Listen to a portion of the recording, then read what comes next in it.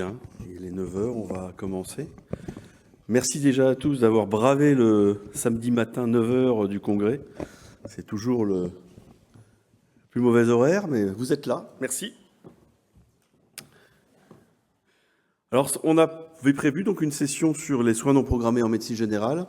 Vous savez que les soins non programmés, c'est quand même une des pétales de la marguerite du métier importante. Et qu'on se posait la question si actuellement il n'y avait pas un changement de paradigme sur les soins non programmés. Historiquement, on en parlera peut-être tout à l'heure, vous savez, il y a eu d'abord, avant qu'il y ait même les SAMU ou d'autres, les urgences.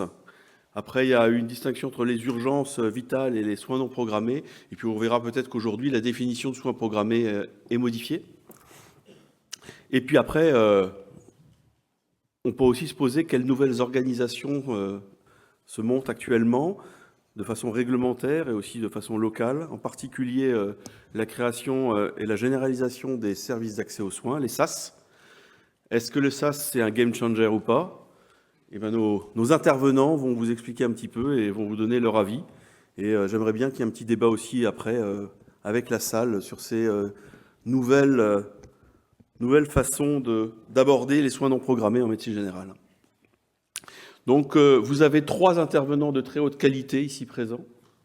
Alice Perrin, qui va vous rapporter ce qui a été fait au niveau du Collège de la médecine générale.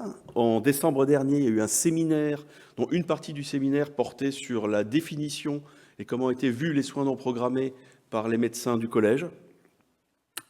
Derrière, Philippe Paranque nous présentera un petit peu sa vision historique et la progression des soins non programmés. Et puis enfin, Anne Criquet-Ayot nous parlera de son expérience de monter un SAS, en Martinique en plus. Donc monter un SAS, c'est comment exister en tant que médecin généraliste par rapport effectivement à l'entrée classique des appels téléphoniques initiaux qui sont dans beaucoup d'endroits, les SAMU. Donc j'espère que cette session vous plaira et que suscitera pas mal de questions. Quand vous poserez des questions, je vous demanderai d'aller à la fin de chaque présentation vers les micros qui sont en salle, de vous présenter, de nous dire d'où vous venez et bien sûr après de poser la question.